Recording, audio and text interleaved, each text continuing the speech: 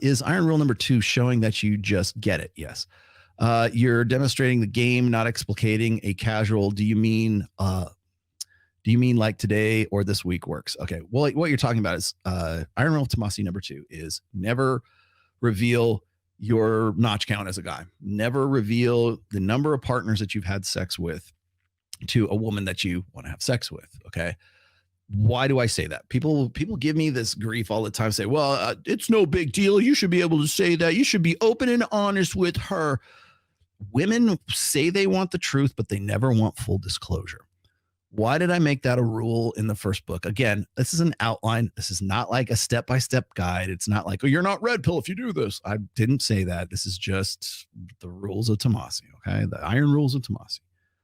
Never reveal by, on pain of death, never reveal the number of your sexual past, right? The reason why I say that is because women ask that for a much different reason than men do. Men, if they're ever asking that, and by the way, I was kind of surprised by this answer because I've asked the girls on, I try to anyways, I've asked the girls on Access Vegas, I've asked this on several other podcasts as well. Have they ever been on a date, like a first date, or been with a guy on the first date and had that guy ask them what their body count is? And I would say out of like, say 10 girls, maybe 2 raised their hands. And just seeing 2 raise their hands was like, I was like, still for the room, that's 20%, right? And I'm like, so what happened? Oh, well, he didn't get a second date, or he was creepy or something like that. And I was like, yeah. And the reason why is because there's this idea that women ought to be like virginic, or there's the guy who's asking about that or worried about body count on the first date. I would say that's almost as bad as a guy talking about his sexual conquests, right? Or such as it is. I don't even like to use the term conquest because I don't think guys think of it in those terms. But when I say don't reveal you the number of sexual partners, the reason why I say that is because it's you're better off demonstrating rather than explicating. So demonstrate, do not explicate. So when a woman says, hey, how many guys I bet you say that at all the girls, how many girls have you fucked, right?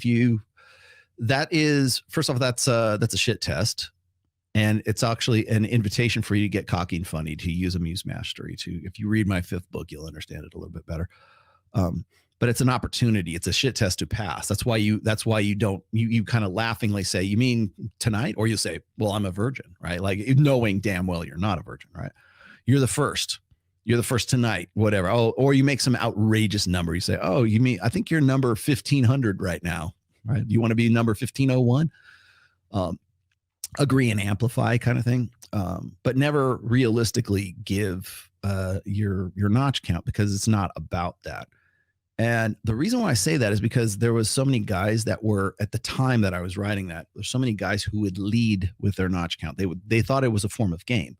And essentially what it's saying is, if a woman asks you that, or you put that out there, say, hey babe, I've fucked 300 girls, so you should want to fuck me too, right? 300 girls have pre-selected me. You can be number 301.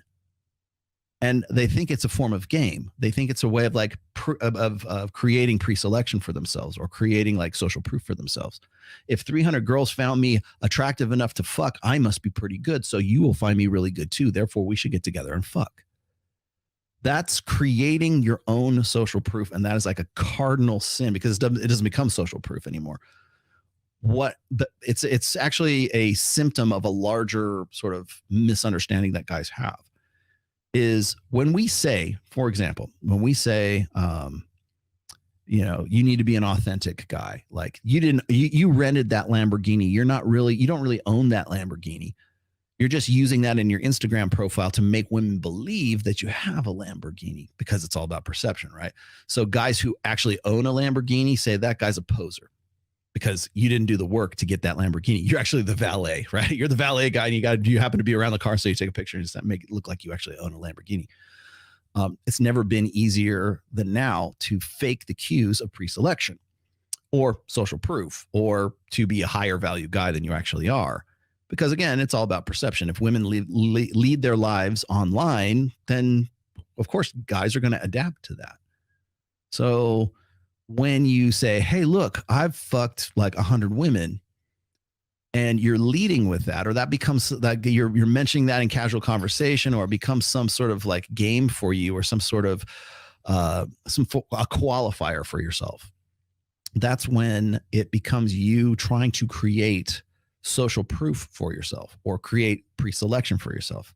Because what you're doing is you're presenting the idea or presenting the concept, whatever it is, that X amount of women have found you attractive enough to want to fuck. You must be good at fucking. And so therefore, if you have 100 partner lay count, that means that women must find you attractive. You must be pre-selected. It's the same thing as trying to fake, like maybe you're wearing clothes that you don't actually, it's like a rented suit, right? You're trying to present the idea that you have a higher quality than you actually are, or you actually have. Whether it's true or it's not doesn't make any difference. It's the perception of it. And it's like leading with this, well, hey, I'm so impressive and my dick's so big that X amount of women have wanted to fuck me. But if you go and you look at, like, say, somebody like Sterling Cooper, Sterling Cooper talking about how like the highest form of demonstrating higher value, or pre-selection, actually, I should say, is a guy who knows how to fuck. You don't have to tell a woman you had 100 lay count if you get into bed with that woman and you know your way around her body better than she knows it herself. Because if you can do that and you're a good lover, it means that you've had experience in the past with other women to become that good lover. Better to demonstrate that you are good at fucking sex because women have like rewarded you with sex in the past with a new partner than it is to say, hey, all these women have rewarded me with sex in the past. That's really what that means.